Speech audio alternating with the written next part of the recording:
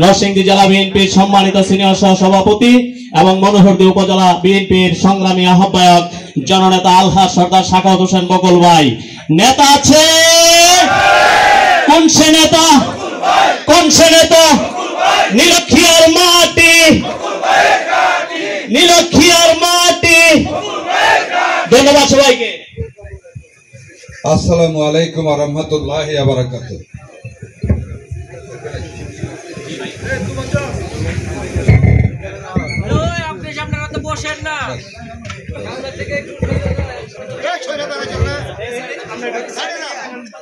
বিসমিল্লাহির রহমানির রহিম।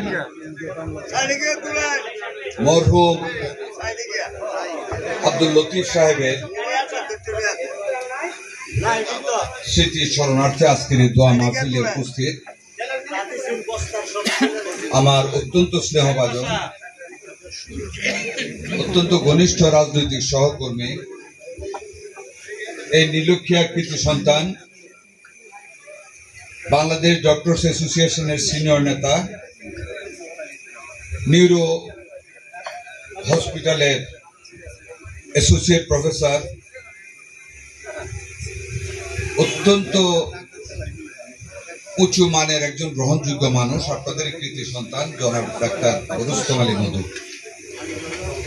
উপস্থিত বাংলাদেশ জাতীয়তাবাদী দল বেলাব উপজেলা শাখার স্নেহাস্পদ সদস্য সচিব আব্দুল কাদের জলিল, মরহুমের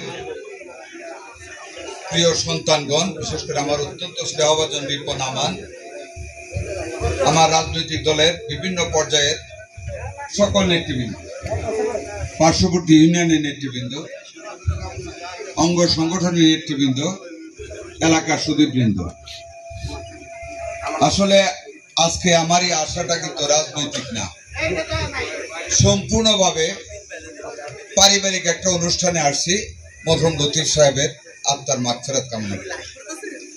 সেটাকে সামনে রেখে আমি খুব শ্রদ্ধার সাথে স্মরণ করতেছি শৈশবে যার কাছে আলেম বেতে এসে শিখেছি, আপনাদের গ্রামের কৃতি সন্তান, আমাদের লজিং মাস্টার স্যার মৌলানা হাবিবুর রহমান সাহেব। উনি আমাদের বাড়িতে লজিং থেকে লাখপুর মাদ্রাসায় লেখাপড়া করতেন, উনি আমাদের মধ্যে নেই। আমার একজন রাজনৈতিক সহকর্মী, যদিও লেখাপড়া খুব জানতেন না, রাজনৈতিকভাবে অত্যন্ত সচেতন ছিলেন, আমি যাকে খুব শ্রদ্ধা করতাম। পরবর্তী জীবনে যিনি সাভারে থাকতেন পেটের দায়ে, জালাল ভাই, এই গ্রামেরই সন্তান, আমাদের মাঝে নাই। আমার আরেক শ্রদ্ধাভাজন নেতা ডাক্তার আবুল হোসেন সাহেব, আমি শ্রদ্ধার সাথে স্মরণ করি। আমার একসময় গ্রাম কমিটির সভাপতি জাহেদুল হক সাহেব, ওনাকে স্মরণ করি। ডাক্তার মাইনুদ্দিন সাহেবকে আত্মীয়তার জেরে স্মরণ করি। আরো যারা আমাদের এই গ্রামের মারা গেছে প্রত্যেকের আত্মার প্রতি আমি শ্রদ্ধা জানিয়ে তুই একটি কথা শুধু বলতে চাই। এই বাড়িটাতে আমি এসেছিলাম, আমি একটা অভিভাবকত্ব শিখেছিলাম এখানে এসে। যারা নীলক্ষিয়ার তৎকালীন সময়ের যুবক হয়তো অনেকে জানেন, একটা রাতের অন্ধকারে আমি আমানের বিরুদ্ধে কৈফিয়ত দিতে এসেছিলাম তারই পিতার কাছে, কিছু সংখ্যক লোকটি। আমি ওই দিন যে পিতা সন্তানের কর্মের সমালোচনা করতে পারেন এবং স্বীকার করে সন্তানকে শাসন করেন, এই অভিভাবক কিন্তু আমাদের এই সমাজে কম পাওয়া যায়। কিন্তু সেই দিন আমি যার আত্মার মাগফিরাত কামনা করে দোয়া করতে আমি আসছি, ওনার কাছে পেয়েছিলাম।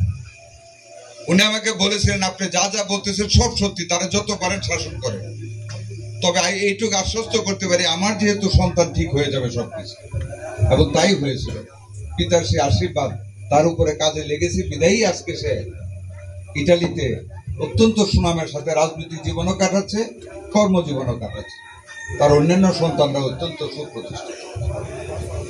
প্রিয় নেতৃবৃন্দ, আমার সম্বন্ধে অনেক কথা বলা হয়েছে, আমি শুধু একটি কথা বলতে চাই। আমি আজকে সবচেয়ে হ্যাপি মানুষ নীলক্ষিয়ার জন্য। তার কারণ আমি নীলক্ষিয়ায় সবাইকে আজকে এক দেখতে পাচ্ছি। ঠিক না কামরুল? সবাই ঠিক? আলহামদুলিল্লাহ। আল্লাহ যেন আমাদের সবার উপর রহমত নাজিল করে ইনশাল্লাহ। আমি আমার প্রিয় মধুকে বলেছি আগামী কিছুদিনের ভিতর তারিখ করতে আমরা রাজনৈতিক একটা সভা করবো নীলক্ষিয়াতে, তখন দীর্ঘ বক্তব্য। আজকে শুধু একটু বলতে চাই, 1991 সনের নির্বাচনে যখন নীলক্ষা আসছিলাম, ছোট্ট 2-1টা দোকান ছিল বাজারে, এই দিক দিয়ে ঢুকছিলাম, আমি দানের শীষের ভোট চাই, পিছন দিক দিয়ে নৌকা নৌকা স্লোগান দেয়। প্রায় 50-60 জন ছিল, আওয়ামী লীগের তারা লেলাই দিচ্ছে। রাজনীতিবিদে কিন্তু এগুলি মনে রেখে সংকীর্ণতার পরিচয় দেয়। আমি কিন্তু সেই সংকীর্ণতা ভুগি না, কারণ আমি একটা অত্যন্ত সভ্য রাজনৈতিক পরিবারের সন্তান। 105 বছরের রাজনৈতিক ইতিহাস আমার পরিবার। আমি আমার বাবাকে দেখেছি কিভাবে শত্রুকে আপন করে নেই।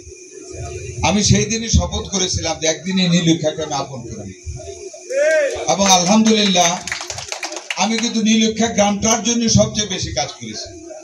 তৎকালীন যুগের সর্বাধুনিক বেলি ব্রিজ করেছি নীলক্ষার জন্য।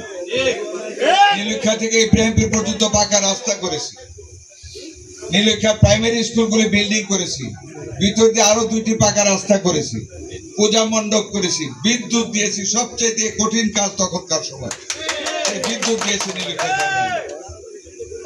এবং প্রত্যেকটা মসজিদে আমি টিয়া দিয়েছি, যার জন্য 1 পয়সা কাউকে ঘুষ দিতে হয় নাই। তারপর যে কাজটা করেছি, আমি কোনো প্রতিহিংসা বশত আমি 2 টার্ম এমপি ছিলাম, পূর্ণ মেয়াদে কোনোদিন কারো কোনো ক্ষতি করি নাই।